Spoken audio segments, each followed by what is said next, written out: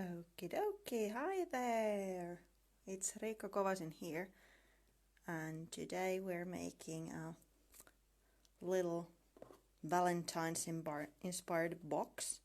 But let me first check that everything is working. So this time, as I asked if you have any questions, I actually have my computer next to me because again I can't see any comments, but that way I'll be able to answer them anyway. So let me just get that one ready as well.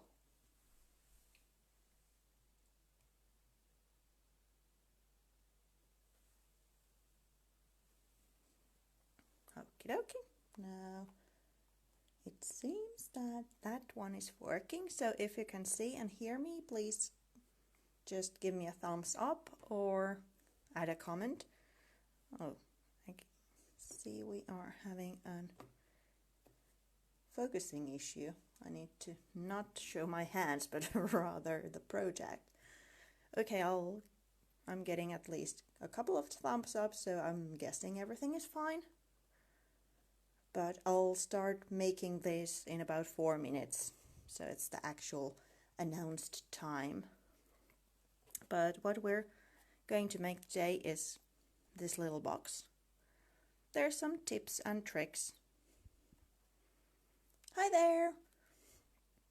Thank you for tuning in. But yeah, there are some tips and tricks. And then just basic embossing. This is kind of partly 101 and partly just, well, tips. So I'm using stamps, stencils, and even molds, making this dimensional heart. So many ways how you can use embossing.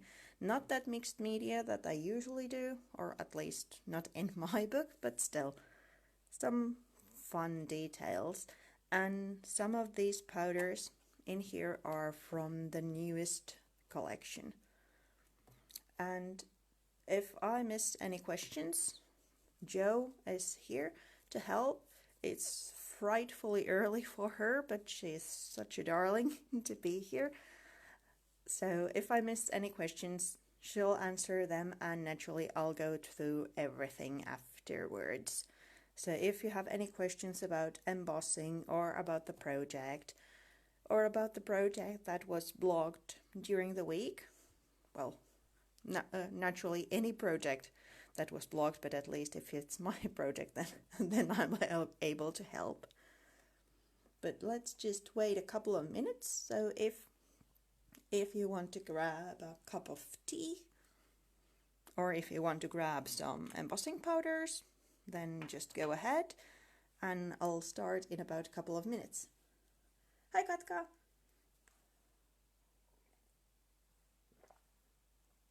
I know the timing is a little bit off as there are several lives happening at the same hour, but that's the thing. It should be kind of the fair season at the moment, so every company is coming out with new wonderful products, and naturally they want to show them as well. So, but if you missed this, then there's the recording, or if you have to leave between, there's the recording. It will be available in Facebook after just when I've finished, and I'll also upload it to my personal YouTube, so you can catch it there. But it's almost time, so let me start opening this one up. So there's the ribbon, and there's a little tag, and then inside there's a surprise. When I took photos, hi Birgit, hi Tanya. When I took photos, hi Daniel. Photos of the project, there was actually some chocolates in here, but those are gone. Let's not say where they went, but those are gone. So I'm doing embossing to several different surfaces. One of them is a tissue paper. So let's get started. This is just a craft card little box. There's a magnet closing, so you can either use it for pencils or paintbrushes if they're not as big as mine, but I thought that this would be a lovely gift box for Valentine as well. Naturally, if you change the colors, it will go. If you blend it with black gesso instead of white, what I'm doing, then it's totally different look. But let's get started. As you can see, I've pre-painted some of the surfaces, so I don't have to do that many. But let me paint the cover. And I was going for this kind of grungy look. So as you can see, it's not totally white. It's just to have a little bit lighter surface to work on, kind of that shabby chic look. So I know my main composition is going to in the middle of the box. So I'll put the most of the paint there and then use kind of dry brushing otherwise. So the widest area will be hidden underneath everything. So it's not that drastic. And then this kind of just worn paint look is what is left otherwise. I'm using white gesso. You could use any acrylic paint or another color, just that it's covering paint if you want to get rid of that craft color beige surface.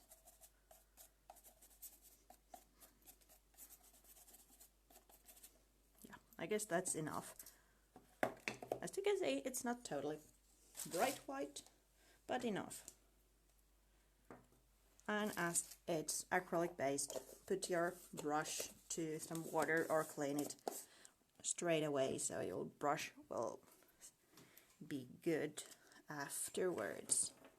Let me just really quickly dry this paint layer, because if I would now put the powder immediately on top, it will stick to the wet paint. So I need to dry this one before continuing. Also partly why I pre-painted everything. One spot still.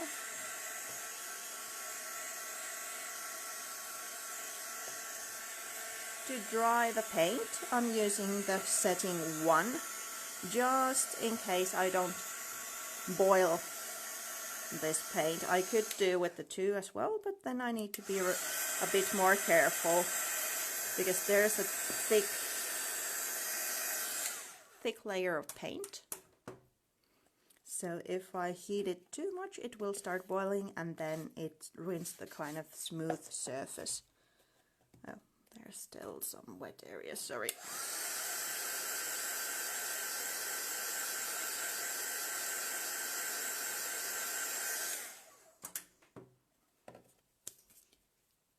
Then let's take some ink and stamps. Okay, but let's first actually make the mix, because the camera is actually... Hi Marsha! Thank you all for coming! The camera actually picks it up, so there's a little bit of twinkle and glittery shine in this one, and I made it by mixing 2 or 3 powders to be exact. You can get these empty jars, which allows you to make your own mixes of powders. So for this one I used opaque pastel pink, which is a kind of older color, a regular, let's say. Then Judith's, okay, this was not a good choice because I can't pronounce the name, but Judith's blush powder, which is a bit like old pink. It has this a little bit of beige tone, let's say. It's not as bright pink as the pastel opaque pink, but then the glittery part comes, let me find the right powder jar, that one of the newest ones, Halo. Hi Verity! So it adds the glitter to the powder. So you don't always have to use something that's straight out of one jar, but you can make your own little mixes. If you do those, remember to shake the powders so you actually mix them.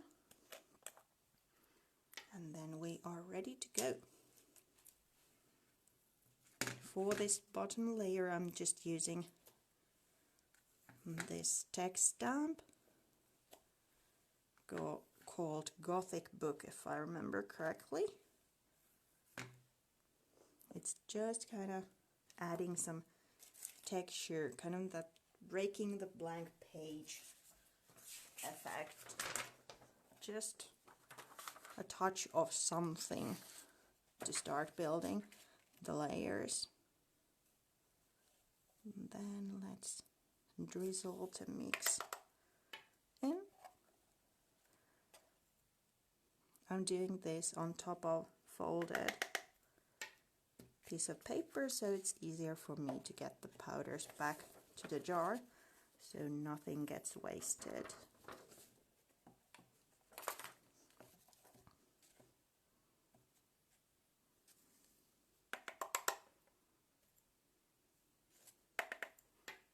There we go.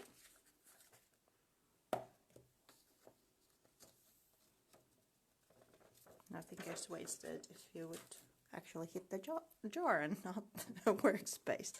And now I use the two, so it melts the powder really quickly.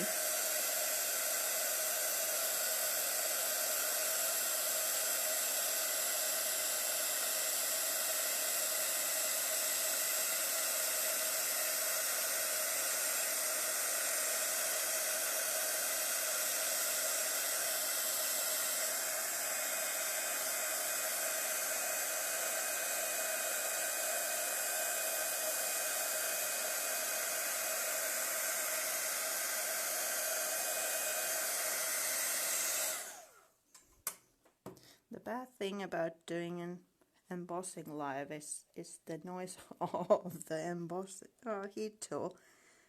But there's kind of the first layer. Just some texture in there. For this one I actually embossed some of the sides as well. But let's not go there. Let's just do the top for this one. Then let's do the stenciling and then the tissue paper. Hi Judith! So for stenciling I could do this. Just grab the embossing ink and just place it over the stencil. But that way it might be a little bit too much. So there might be some overflow, or the pattern wouldn't be that precise. So instead, I'm thinking I've used it. I'm trying to think what's the orientation of that pattern, but let's go with this. Instead, I'm using a little sponge, which allows me to better manipulate the amount of ink I'm applying. Still thinking about, let's go with this.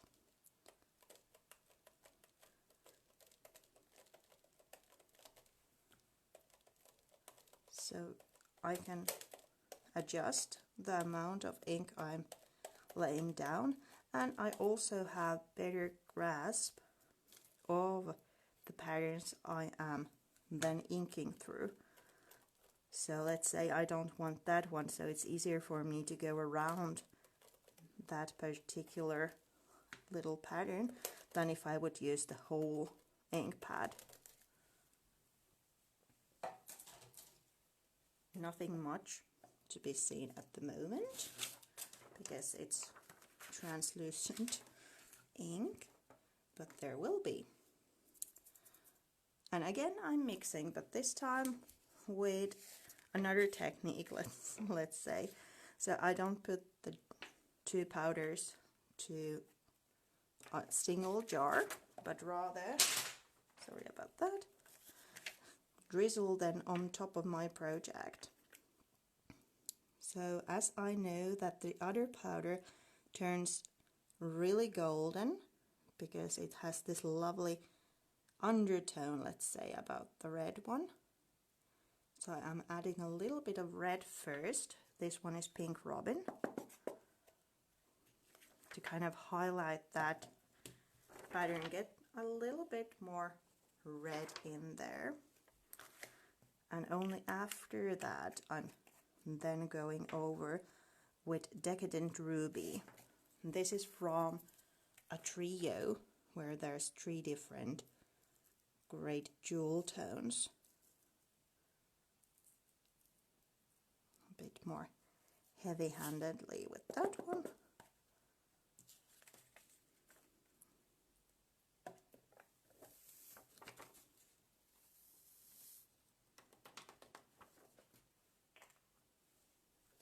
Like so. Now that I haven't heated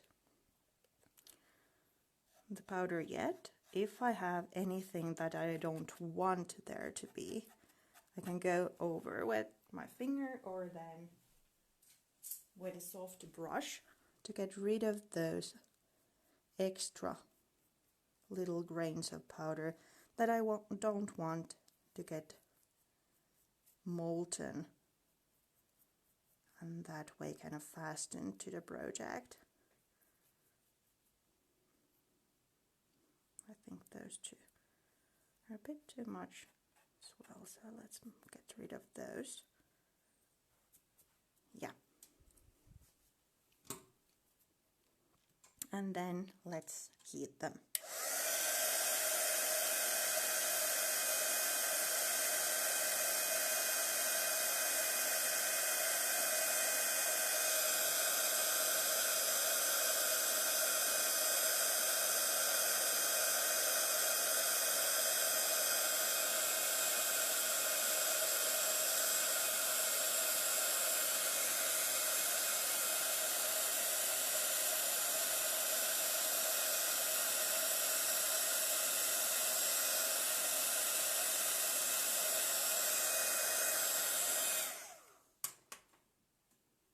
So as you can see, the jewel version is really kind of this, well, it's Decadent Ruby, so it's really decadent and golden, but there's, I'm not sure if the camera is picking them up, the little dots of that ruby color. So it's a wonderful powder, but it's like surprising, let's say, when you first use it, because I was going or thinking the first time I laid it on to a piece of cardstock that it would be more ruby color, but instead there's that wonderful undertone. So now we have some layers, and so far it's kind of a basic surface because it's paper, well, box, so three-dimensional version, but still. But let's use a thinner paper. This one is actually kind of recycled from a Christmas gift, but actually you could use just plain tissue paper, and you can make your own. So this one has a little bit of pattern on it already, but let's, well, sorry, I need that one, and then I need this one, so let's add some hearts. Yes, this one is all for Valentine's Day. I'm not doing the whole sheet, don't you worry, because the technique is the same. Just inking the stamps and then stamping. Let me cover a little bit of surface, and then I'll melt or put the powder and melt it, because there's the tip again coming. Because if you melt it directly like this, laying flat, you might actually get it to stuck to your workbench, because tissue paper is so thin that the embossing powder, when it's melting, might get through it, like partially. It's not the whole thing, but still it. I should keep this way around so I can find the one I'm looking for. Using the Julie's blush again. Why did I choose this powder? Because of the lovely color, yes. English is not my native tongue, so pink would be easier for me to say. So just inking, then putting the powder on top. But like I said, if I would just start melting it directly here, it may actually stick to my workbench. So I'm keeping it a little bit up.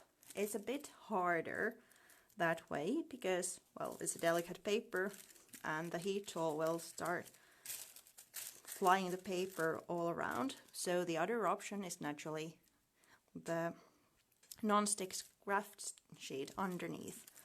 But still be careful.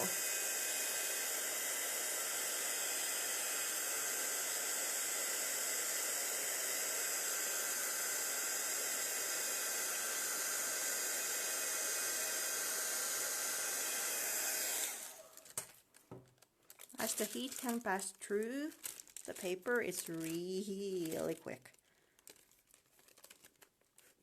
And just think about the possibilities, because in my latest video there's the resist. So now these parts would resist color. So think about adding some watercolor maybe on top, and then use it as collage paper. There's kind of endless possibilities.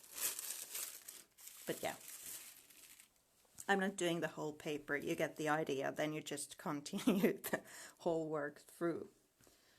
Then let's do the dimensional part. For that, it's going to take a little while. I use a wooden peg as kind of a handle, because the whole tin is going to be really hot, and then make a little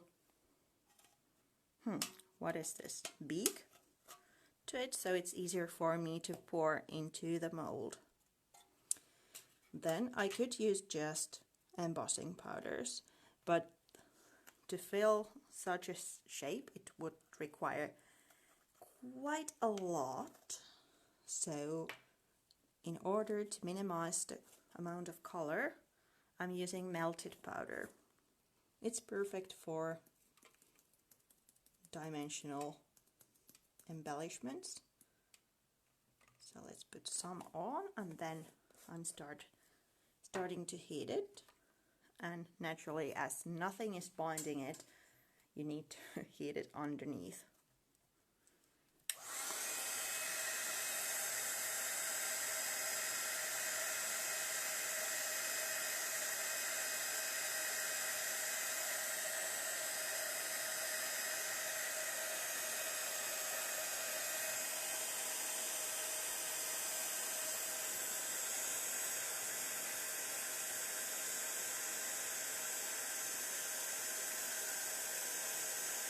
As the cup is metal, it's relatively quick to melt the powder, but still you need to watch a little bit like the paint dry. Hi Asha, thank you for joining.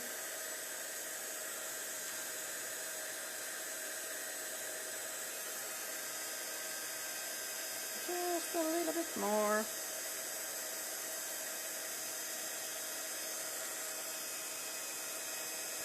I'm just kind of eyeballing the amount, because if I have extra, I'm going for 1 embellishment now. But if I have extra, the mold has these little hearts as well, so I can just do those if I have too much.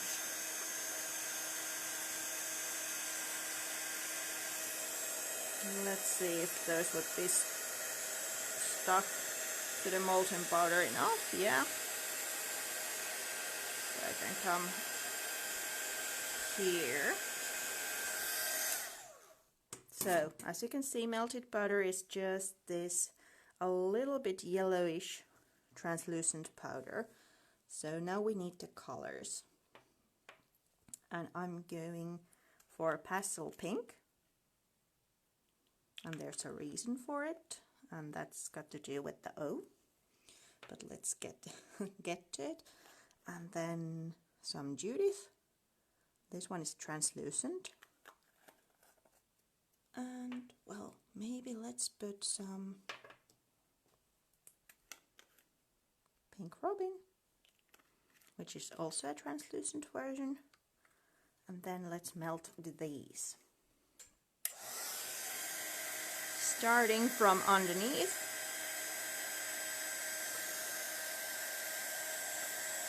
just enough to get the powder melted, so then I can move from heating from the top, as the little grains have something they can stick onto.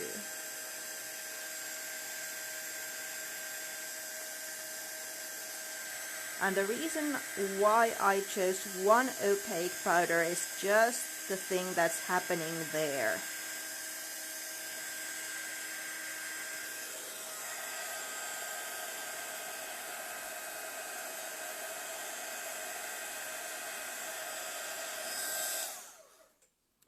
Let me see if I can have enough. So as you can see, when I'm pouring it here, there seems to be streaks of white, even though I didn't add white embossing powder to it. And those white streaks are actually the opaque powder. Sorry about the noise.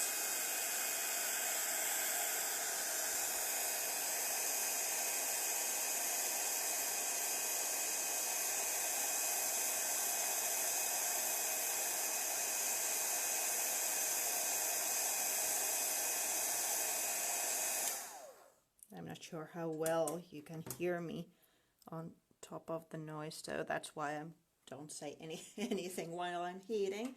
But yeah, even though I didn't put any white powder on it, there's these streaks of white. Let me show you these ones I made previously. So I really love this marble effect that you get using opaque powders, because opaque powders have white in them, so that's why they are opaque. And by heating them too much, you kind of make that white visible. So using opaque powders makes you get this marble effect. There's the translucent powder. If I would now want this to be shiny, like this backside, I can then just take my heat tool, and now I need to be really careful.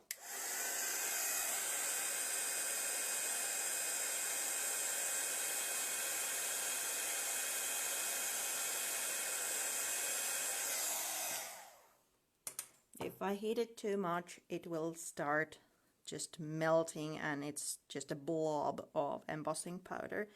But by adding a little bit of that heat, I can make it glossy again. So now we have our centerpiece done, we have the base done, and then just a couple of more elements, one of which is this. This is just, well, basic as we have done already, but let's still do it. I'm not sure if you are really accustomed to embossing or if you are new to any embossing, so just be like, you can ask anything. If you've done a lot of embossing, then this is basic, but if you haven't, then I'll just show you this because it's, let's say, the maybe most used way. Just a stamp and then coating it with embossing powder. And actually not the stamp, I actually have coated this stamp with embossing powder, and that's why it doesn't stick to my acrylic block anymore. Then let's take, again, these are the wrong way up, so I can't tell which powder I'm, oh, the last one, of course.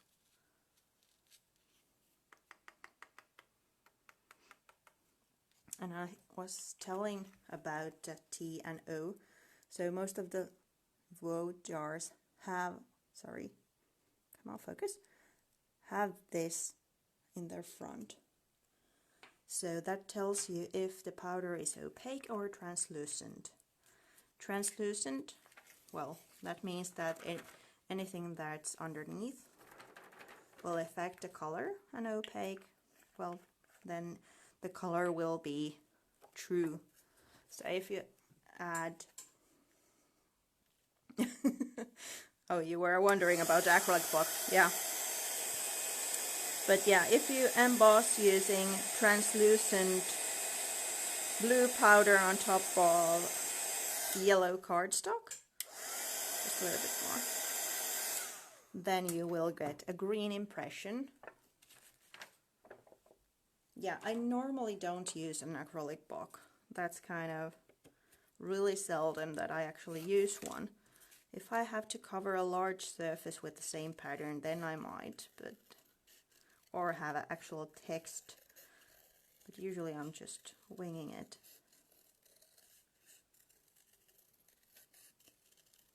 And when you're embossing, heating the embossing powder, you need to stop when it's still raised and glossy.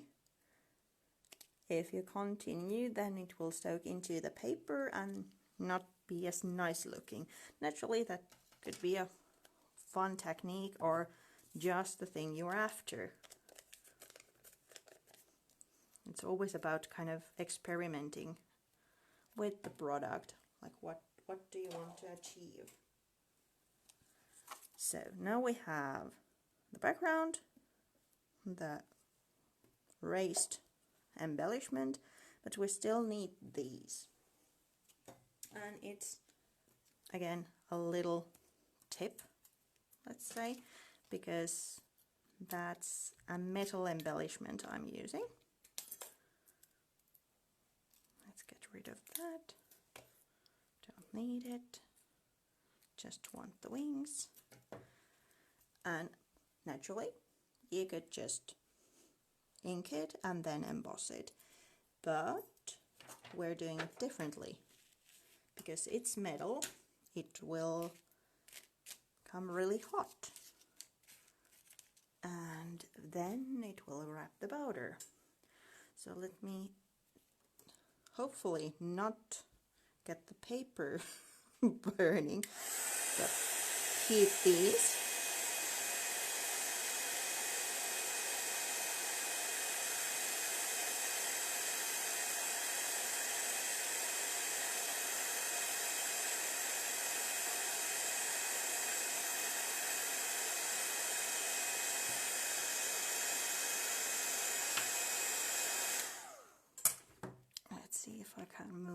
fast enough.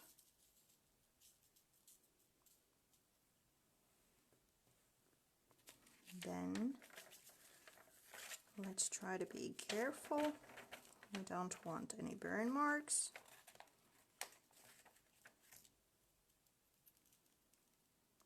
So, not looking shiny yet, but the powders have stuck to the metal wings.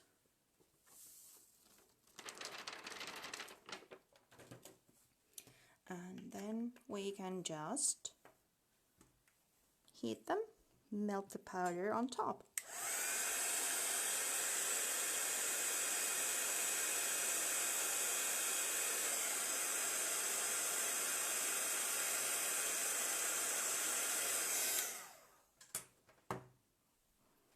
And now that there's a kind of this raised surface, there's a heavy layer of embossing powder, and these are metal, so be careful not to burn yourself, and just let them cool for a while, because if you touch them too quickly you can leave your fingerprints.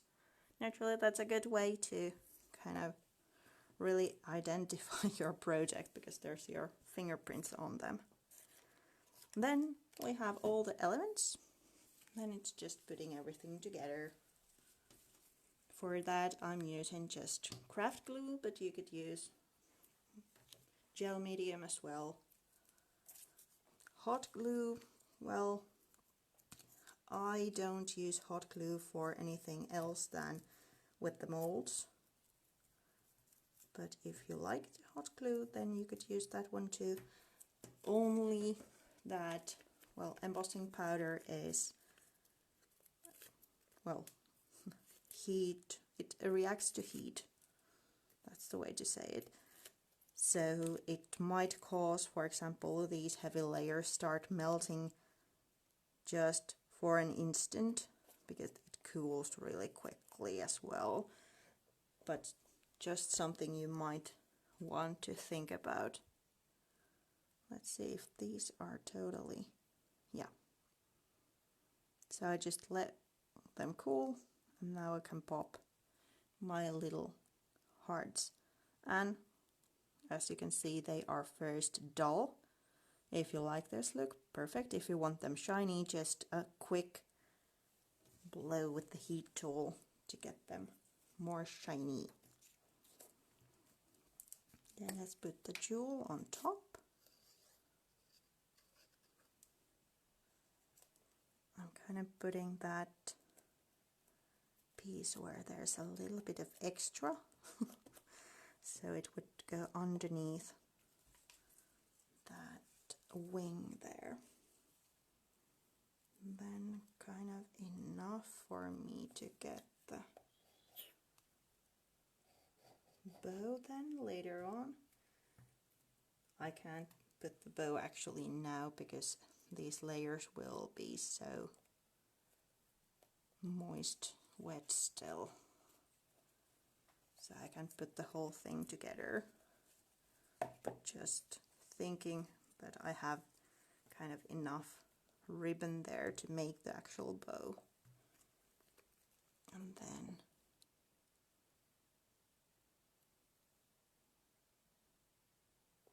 heart in the middle, and then it's kind of butterfly flying little heart with the metal wings.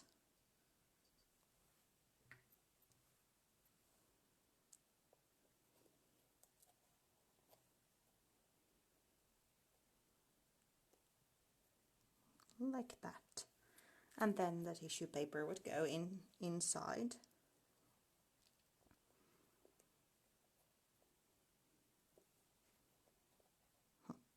I want that to be a little bit raised, so otherwise I could use my heat tool to dry the adhesive quicker, but I'm afraid that I will actually melt the heart if I start doing that. So Even though I like to use my heat tool for everything, I'm kind of Speedy Gonzales, like Marsha says. So this time I'm letting it actually air dry.